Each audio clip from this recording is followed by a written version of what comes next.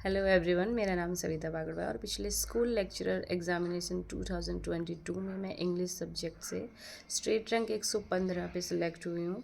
बहुत सारे स्टूडेंट्स मुझे टेलीग्राम पे मैसेज करके पूछते रहते हैं कि मैम आपने फर्स्ट पेपर के लिए क्या अप्रोच रखा। तो वैसे मैं बता दूं कि मैंने सेकंड पेपर जो इंग्लिश था मेरा, उसके लिए मैंने कोचिंग लिया था जी हेल्प सूरतगढ़ से। काफ़ी बच्चों ने देख लिया वो इंटरव्यू, यूट्यूब पे पढ़ा है। लेकिन फ़र्स्ट पेपर के लिए मैंने जो अप्रोच रखा, क्योंकि उस वक्त जी हेल्प फर्स्ट पेपर की प्रिपरेशन नहीं करवाता था, तो उसके लिए मैं सबसे पहली जो बात आप लोगों को ये बोलना चाहती हूँ वो ये है कि आप मार्केट से कोई भी गाइड या हेल्प बुक ना उठाएं। क्यों? क्योंकि गाइड का मतलब क्या है कि वो आपको सिर्फ गाइड कर सकती है, और गाइडेंस की ज़रूरत हमें तब होती है कि जब हमने पहले उसके हमारा जो मैटर है अच्छे से पढ़ लिया है। उसके बाद आप गाइड की मदद से अपना रिवीजन कर सकते हैं प्रॉपर वे में। अगर आप स्टार्टिंग में ही आपको जीके का कुछ पता ही नहीं है कि कहाँ से स्टार्ट करना है आपको और किस तरीके से चीज़ें पढ़नी है, और आप डायरेक्ट जंप कर जाएंगे गाइड से पढ़ने के लिए, तो फिर आप कंफ्यूज हो जाएंगे। क्योंकि यहाँ सब चीज़ें एकदम कंसाइज्ड होती हैं, यहाँ पर चीज़ें आपको नोट्स फॉर्म में मिलती हैं। तो अगर आपने पहले से पढ़ा है तो आपको अब नोट्स बनाने की ज़रूरत नहीं है, आप गाइड की हेल्प से पढ़ सकते हैं। लेकिन अगर आप एकदम फ्रेशर है, आपको जीके का कुछ भी नहीं पता है, तो पहले आपको अपनी टेक्स्ट बुक यानी कि जो एनसीईआरटी है वो पढ़नी चाहिए। और बहुत सारे बच्चे मुझसे नोट्स भी मांगते हैं, तो मैं उनको सेम रिप्लाई करती हूँ कि मैंने नोट्स बनाए नहीं हैं।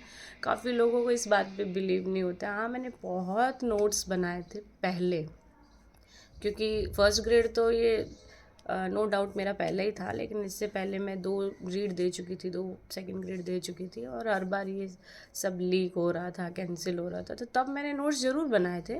लेकिन बाद में फाइनली मैंने ये डिसाइड कर लिया था कि नोट्स ऑलरेडी मैं बहुत बना चुकी हूँ, मतलब इतना मैं पढ़ चुकी हूँ उस टेक्स्ट को रिपीटेड मोड पे। तो अब अगर फिर से मैं वही लेबर करने वाली हूँ कि नोट्स बनाऊँ मैं, तो ना ही इतना वक्त था और ना ही बार बार वो फ्रस्ट्रेट भी हो जाता स्टूडेंट एक ही चीज़ को बार बार नोट डाउन करते हुए। तो मैंने कहा अब स्मार्ट वर्क करना चाहिए बजाय हार्ड वर्क करने के, क्योंकि कोरोना जो फेज़ था हमारा हम सब स्टूडेंट्स के लिए, तो और जब बार बार पेपर लीक हो रहे थे तो हमें काफ़ी टाइम मिल चुका था पढ़ने के लिए। तो तैयारी एकदम अच्छे से हो चुकी थी। जो मुझे प्रिपेयर करना था वो मेरा सेकंड पेपर था, क्योंकि फर्स्ट ग्रेड ये मेरा फर्स्ट अटैम्प्ट था, इसलिए तो चीज़ें इतनी मुश्किल नहीं थी। फिर मैंने डिसाइड किया कि एक कोई अच्छी मुझे अगर गाइड मिल जाए, क्योंकि मैंने एनसीईआरटी वगैरह सब पढ़ लिया है, नोट्स पहले बना लिए, इतने टाइम से पढ़ती आ रही हूँ, तो मुझे एक ऐसी बुक की ज़रूरत थी जो बुक मुझे उस वक्त क्विक रिवीजन करवा सके या नोट्स फॉर्म में हो। तब मैंने हमारे ही बैच में जैसे काफ़ी बच्चे थे जो पवन भावरिया सर से जुड़े हुए थे, तब मुझे हमारा एक ग्रुप हुआ करता था टेलीग्राम पे, प्रैक्टिस ग्रुप होता था जहाँ हम क्विज़ किया करते थे। उसके थ्रू पता चला पवन भावरिया सर के बारे में, और वहीं से मैंने पवन भावरिया सर के बारे में जानकर फिर बुक खरीदी थी अपनी फर्स्ट पेपर के लिए।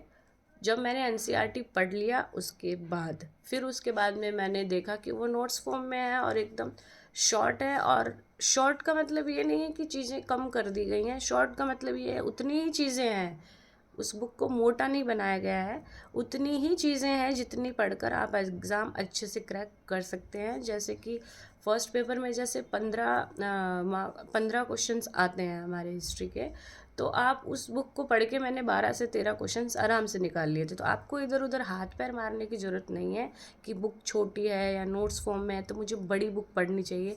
आप बड़ी बुक पढ़ने के में टाइम जाया करेंगे और उसमें से भी अगर 10 क्वेश्चन भी नहीं आते हैं, तो इससे अच्छा ये है कि आप छोटी बुक पढ़िए जिसमें से ज़्यादा क्वेश्चंस आप निकाल सकते हैं। उसके अलावा फिर एक प्रैक्टिस बुक भी सर ने लॉन्च की थी, वो भी मैंने ख़रीदी थी, और उस प्रैक्टिस बुक से मैंने मतलब डेली बेसिस पे मैं रोज़ प्रैक्टिस करती थी। तो फर्स्ट पेपर में हिस्ट्री के लिए मेरे लिए बहुत बेनिफिशियल रहा ये।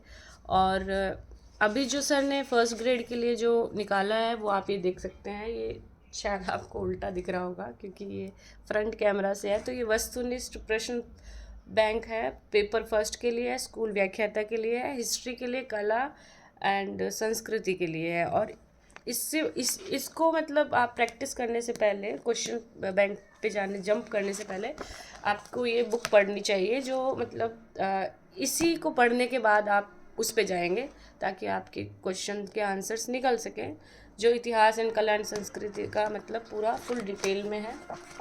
और इसका सक्सेस रेट जो है नाथ पब्लिकेशन का, वो मुझे बताने की आप लोगों को ज़रूरत नहीं है, क्योंकि पिछले जितने भी एग्ज़ाम हुए हैं उन एग्ज़ाम में नंबर ऑफ़ क्वेश्चंस और इवन कई एग्ज़ाम में तो इनके ऑप्शंस भी उन्होंने चेंज नहीं किए हैं, मतलब आगे पीछे भी नहीं किया, जो अ ब स द जहाँ जैसा है वो वैसे ही रखा उन्होंने।